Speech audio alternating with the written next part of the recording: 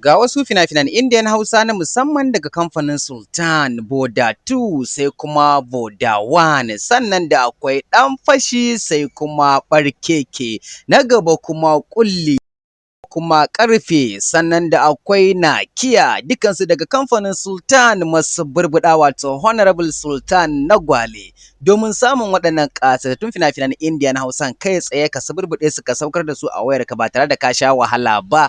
To kamar dai yadda aka saba, ba za ka samu waɗannan fina-finai a ko'ina ba sai a cikin wannan group namu na BIP, group na Indian Hausa wanda ake sauke fina-finan Indian Hausa daga kowanne kamfani da yake fassarar fina-finan Indian Hausa.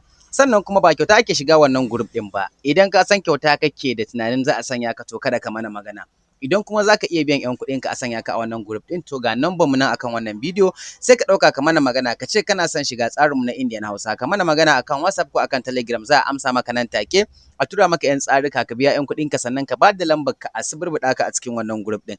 Da zaran ka biya kuɗinka ka shiga wannan tsarin to duk wasu fina-finan Indian Hausa in dai fina-finai ne daga kowanne kamfani da ka san yana fasara fina-finan Indian Hausa. To magana ta ƙare kama daga kamfanin Algaita, Sultan Yusuf Zamani, Mega Dealer, Fikira Al Hussein da ma dai sauran kamfanonuwan da suke fasara fina-finan Indian Hausa.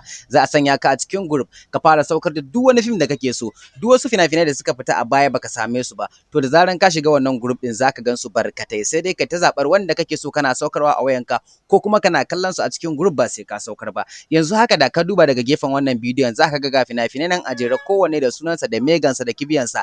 Idan zaka saukar da zaran ka latsa yar kibiyan zaka ga ta juya fim ya sauka akan wayarka sannan zaka iya zuwa ka tura ma duk wanda kake so ka tura ma kwarai kuwa ina yan downloading ina masu kallon ɗaya gaskiya wannan damar tamu ce baki ɗaya gaskiya in dai kana samun fina-finan Indian Hausa to ka mana magana akan WhatsApp ko akan Telegram.